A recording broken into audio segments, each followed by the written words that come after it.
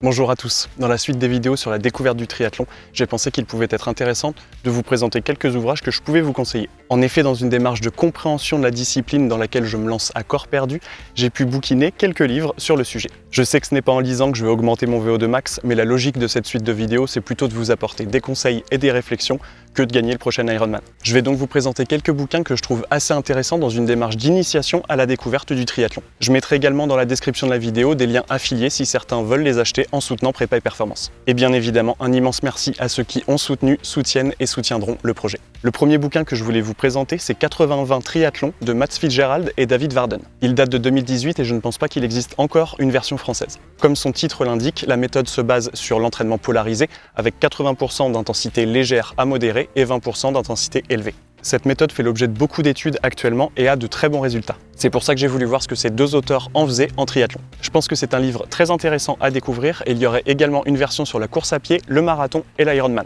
Je ne les ai pas encore lus, mais je pense que basé sur la même logique de réflexion, ce doit être de bons conseils. Pourquoi est-ce que ça m'a plu? Tout simplement parce que je pense que le 80-20 est une méthode intéressante pour performer, mais également dans une logique de prévention. Trop de pratiquants d'activités sportives se lancent à fond dans l'entraînement sans penser aux intensités. Et bien souvent, c'est plus contre-productif qu'autre chose et ça peut même mener à des blessures s'il n'y a pas assez de progressivité. Donc l'idée est de mettre à l'honneur la méthode polarisée avec ce bouquin. Le second, un incontournable, la Bible du triathlon par John Friel. Pourquoi un incontournable? Parce qu'il s'agit déjà de la 3e réédition et qu'il est traduit depuis longtemps en français. Je pense donc évidemment qu'il a dû faire beaucoup de ventes chez nous. Ce que j'ai trouvé très intéressant avec celui-ci, c'est qu'il est très riche. Il parle aussi bien d'entraînement, de planification, d'affûtage, de RPE, de zone d'intensité, etc. C'est une très bonne première approche à la compréhension de l'organisation d'un processus d'entraînement, à mon sens. On y parle également de nutrition, de récupération, de tout ce qui englobe l'entraînement et la performance. Bref, pour moi, un très bon guide pour se lancer dans la compréhension de l'entraînement. De façon plus orientée grand public et débutant, vous pouvez trouver également le livre Triathlon l'intégrale.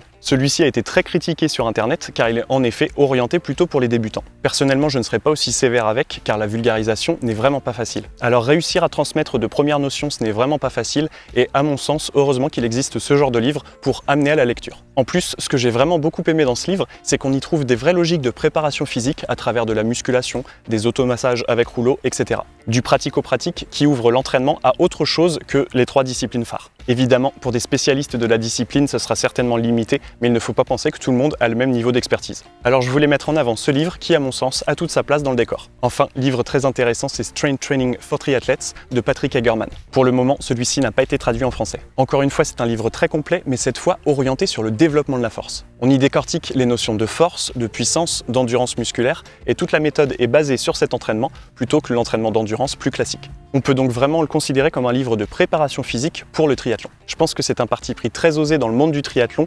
naturellement orienté vers l'endurance. Mais pour autant, à mon avis, c'est une réflexion intéressante et une bonne alternative d'entraînement. Comme j'essaie souvent de le transmettre dans les vidéos de la chaîne, je ne pense pas qu'il existe une bonne et une mauvaise méthode. La bonne méthode, c'est celle qui fonctionnera avec vous. Pour des athlètes qui stagneraient dans leur discipline, s'imprégner de cette réflexion peut permettre de tester autre chose et de constater les résultats ensuite. Petit bémol, il y a beaucoup d'exercices proposés dans ce livre, mais beaucoup de positions laissent à désirer. Si vous vous en inspirez, contrôlez la qualité du mouvement avec d'autres supports, comme le net. Il devrait y avoir dans quelques semaines une chaîne secondaire qui jouera ce rôle. Alors bien évidemment, cette sélection est non exhaustive et il existe beaucoup d'autres ouvrages sur ce thème. Ici, je ne vous parle que de ceux que j'ai pu avoir entre les mains et donc pour lesquels j'ai un avis. J'espère pour autant que ça pourra vous aider et vous amener des pistes de lecture. Sur ce, après avoir fait le plein d'informations théoriques, il va être temps d'essayer d'aller les mettre en pratique. J'espère que cette vidéo revue de littérature pourra vous être utile. Je vous souhaite évidemment à tous une très belle journée. On se retrouve très bientôt pour du contenu d'entraînement et d'ici là, entraînez-vous bien. Salut!